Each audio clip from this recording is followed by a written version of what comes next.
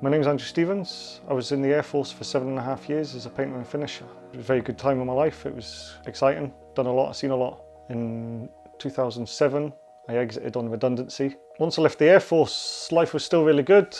I actually got a very good job driving a bus. And then I got a cold or the flu or something. I didn't know what to do, so I went into my work very ill, showed them. They said to me, well, are you calling off? This is something that was new to me, to be able to call off my job. In the end of it, I said, yes, I'm ill. I signed a self-cert and I went home and called off. This was all fine. And then a couple of days later, I went back to work.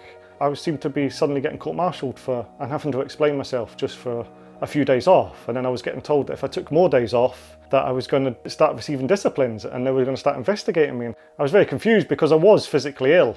What that does to you is makes you very obsessive in making sure that you're healthy all the time. So I just became obsessed with everything being clean. It just started with really small things, like when you go to wash your hands, I'll just wash them twice because then I'll know they're clean.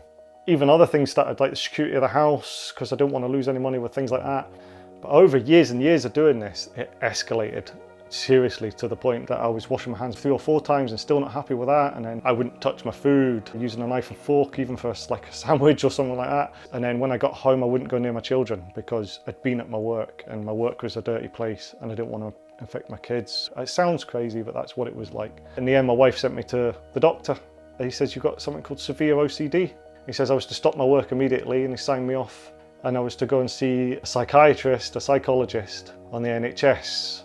But that was going to be a 3 to 6 month waiting list. I had a bit of a panic, so I picked up the phone to the RAF Benevolent Fund and said, is this what you guys help with? And straight away they went, yes. And then all of a sudden I got therapists and receiving treatment for it within weeks. And I returned to work within 3.5 months. If it wasn't for the RAF Benevolent Fund, I maybe wouldn't be here. I was very, very depressed with my life because all this blame was on me. So then you start questioning other things in your life, like, is there any point in me being here? Because I was ready to end things. The RAF Benevolent Fund were there very fast, that I didn't have to ask these questions to myself for too long before I started realising that I could get better and there was a future. I'm now 1.5 years after it all, better than I was before.